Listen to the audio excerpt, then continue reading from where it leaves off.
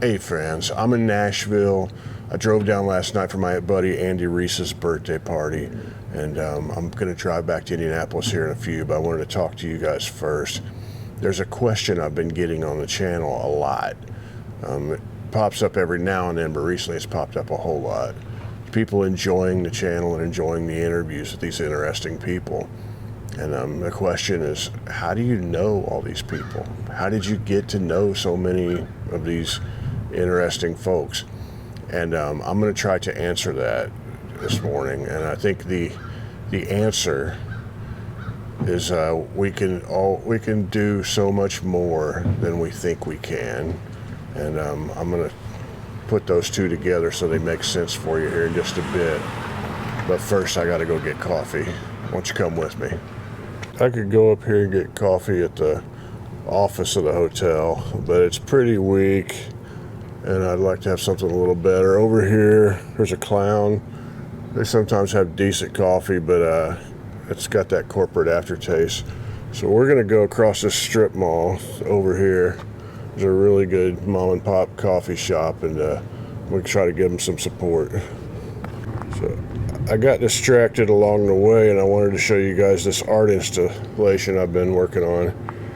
It says something about bro country and the state of modern mainstream music in all categories, but in this particular category, Nashville. Maybe you guys can come up with a name for it. Help me out. Name my art installation. Okay, back to coffee.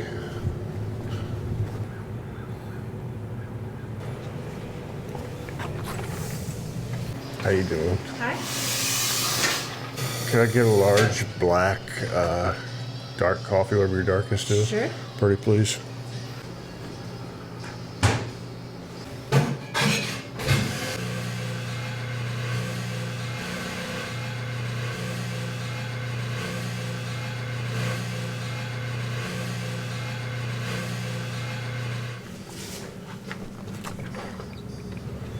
All right, we got the coffee.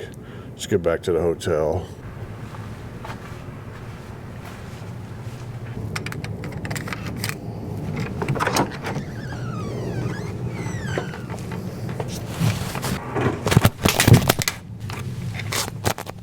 When I walked into the hotel room, I dropped my camera. It's the first time I've ever dropped this particular camera, and I've had it for over 2 years. It's the one that you've seen me film every interview with.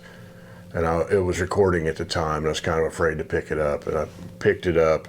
It looked fine, and it's still recording. I haven't even shut it off yet.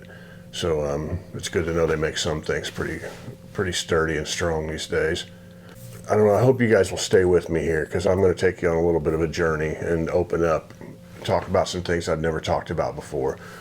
And a lot of this is because the New Year's is coming up, but I really want you guys to know that I believe in the idea that you can do way more than you think you can. I think that's a very strong message to carry with you, and it took me decades to figure that out. So I grew up in a working class family. I didn't know anyone who had a career. Everybody that I knew had jobs, and everybody I knew hated their jobs, but it's what they had to do to support a family and make money. There wasn't this idea of some lofty thing. That's the reality of working class life. Some people are fortunate enough to where they stumble into something and they love doing it. And if you're one of those people, man, I'm so happy for you. Really happy for you. That's not the reality I knew when I was a kid. So I remember going into my guidance counselor's office, and it's that talk that they give you of what do you want to do with the rest of your life. And I think it's a really, really lame thing to throw on a kid, but that's what we do. So I know 50-year-olds who have no idea what they want to do. They never have. And I said, well, I just want to be happy. And that's a little too abstract for a guidance counselor. They're like, no, we need to get you going towards some sort of a profession. And I had these, years later, I realized my brain worked different than a lot of people. We all have little things that we're better at. And I would go down these long intellectual runs as a 13-year-old and just question things. And so there's this question in my head: what if we lived in a world where a person's value was not judged by what they do 8 hours a day or 40 hours a week? This idea for me is I wanted to do something creative. I wanted to lead a creative life. And that was a very vague thing, but it's been the guiding principle through my life, is trying to figure out what that means in this moment. And then, well, can I make some money at it? And so I told the guidance counselor these things, and I feel terrible for this person, because they're probably like, oh God, this is one of those kids that, well, how do I talk to this kid? And the guidance counselor's like, well, you need to know, you can do anything that you want in this world. Gives me that speech. This is America. You can do anything you want. I said, I'd like to play center for the Indiana Pacers, basketball team, but I'm 6'1". I'm slow. I have a 4-inch vertical leap, and no matter how hard I work at that, it's never going to happen. It's just not possible.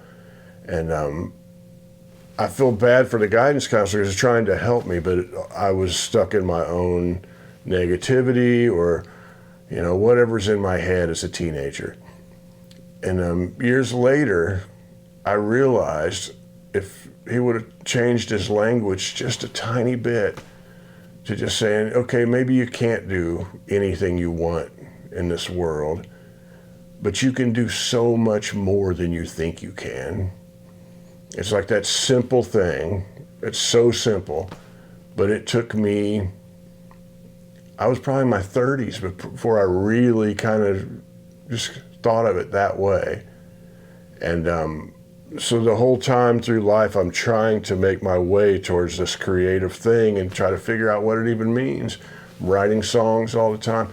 At one time, it was just kind of like, well, if I played guitar in a bar, I see people doing that. They probably make a little bit of a living. Everybody I know don't make very much money, and they're doing things they hate. Well, hell, what if I'm playing guitar? And I never really got around to doing that. That morphed into like, wow, I'm getting a little bit better at writing songs, and I'm kind of expressing who I am when I do it. What if I could do that and play it for people? And then I started doing that and making some money here and there. And I worked a day job planting trees for 10 years while I'm, playing music. So there's my steady money with tree planting. Very, very hard work, but then there's my creative outlet. And I'm leaving out a lot. There's stretches where I lived in a 2-bedroom apartment with 10 other guys just to keep the bills low, so I could owe like $50 a month on stuff just so I can keep at it. Do the math. 10 other guys in a 2-bedroom apartment. I did that for a few years, back when. But anyway, just trying to dedicate myself to make this, find this thing where I can, and this is following this creative life is a place where I can be happy. All of this years later, you live like this, and you meet people. You're on the road, and you meet somebody. I was here in this hotel room a few weeks ago. I said something about this to the Patreon people, but just down the hall were some of the guys in Dale Watson's band, and I got to meet those cats, and they watched the channel. If you're out there, hey, one of the cats played bass for Johnny Paycheck, and he was the bass player in the house band at Gillies, and he did a lot of other really, really cool stuff, played with Red Volker, all this stuff. Just because I'm out there doing it, because I'm in this crummy hotel room in Nashville. All these years of just touring around, you meet this person there, you meet this person there. After a while, there's a moment when you've met enough people that you like and you enjoy being around, and they realize you're a decent human being. I'm a good listener, and they'll introduce you to somebody else, and you just meet a lot of people like that. And there's not a lot of money in this music world, but I never cared about the money. I didn't care about being famous or anything like that.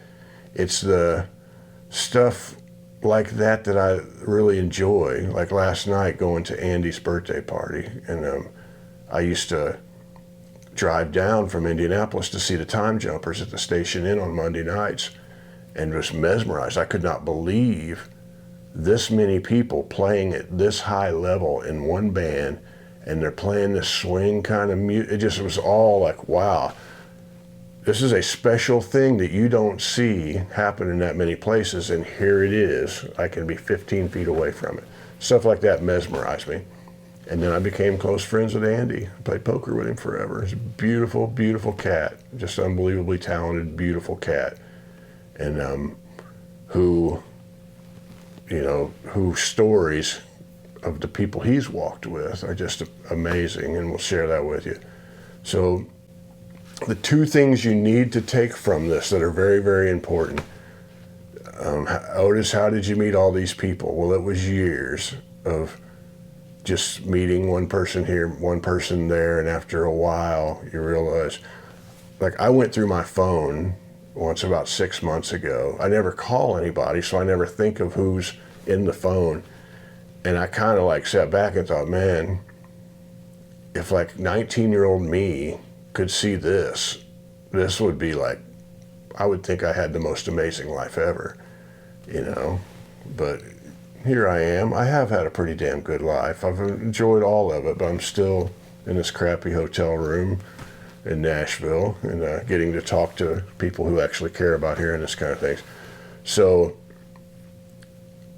the two important things that you need to think about, actually the most important, we'll go to number 2, is when the new year starts, you can do so much more than you think you can.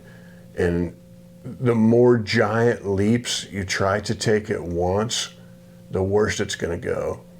But if you do that little bitty thing every day, I don't know what it is you're trying to do, trying to become a better songwriter, trying to become a better guitar player. If you just do that a little bit every day, half hour, how about a half hour 3 times a week? Over the course of time, it's going to happen. You're going to get the hang of it. You're going to be better. If you're trying to quit smoking, if you're trying to quit drinking, you can't control the giant leap of not drinking or smoking for the next 10 years, but you can not smoke today. You can not drink today. Luckily, I've never had to deal with those things, so if I'm being naive about how difficult that is, I apologize, but I think you understand the point. We can do so much more than we think we can if we just really give it a try and lean into it. And that's what I try to challenge myself with, creative things. So when the pandemic started and we all got locked down, I just started talking to people on YouTube, and a lot of you guys dug it. I just made a video, maybe once every 3 days, maybe once a week, maybe every day for a little stretch or whatever. I've published over 700 videos since then. And if you told me ahead of time I was going to do that, I'd be like, no, I don't even want to do that. No way. But it's become part of my creative habit, thing that I enjoy doing and I dig doing. And I want you to take this as some sort of like a nuts and bolts approach, which you know all of this. It's just the doing of it. It's the getting up in the morning. The first thing I do, I get up, I make coffee, drink the coffee, and relax and pet the cat, and then I go start on making a video. I'm entering a stretch where I got a lot of things coming up, so I'm trying to write more and play guitar more and stuff. There's a lot of dates that are on the website. I'll put some of those down below, tour dates. And I'm going to make a new record this year, like a new, Otis Gibbs original material record, and I'm trying to finish all of that to a point where we're like, all right, this is ready to go. And that'll take a lot. That's a big lift. It's always hard, and it's even harder when I'm doing things like this channel. It was hard when I was doing the audio podcast, but it's hard isn't really the reason you don't do it. You just do a little bit every day, and it kind of takes care of itself. And if you get involved with some people. I wonder if you can just not rely on other people having to do things for you or giving you permission to do things. It makes life way easier.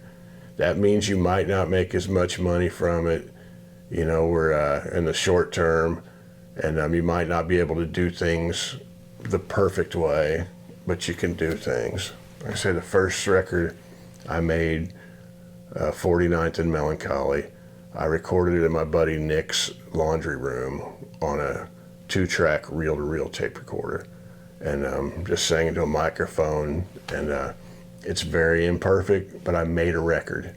I could have sat around and was like, no, it's got to be Abbey Road, you know, I need it to be a perfect studio environment, blah, blah, blah.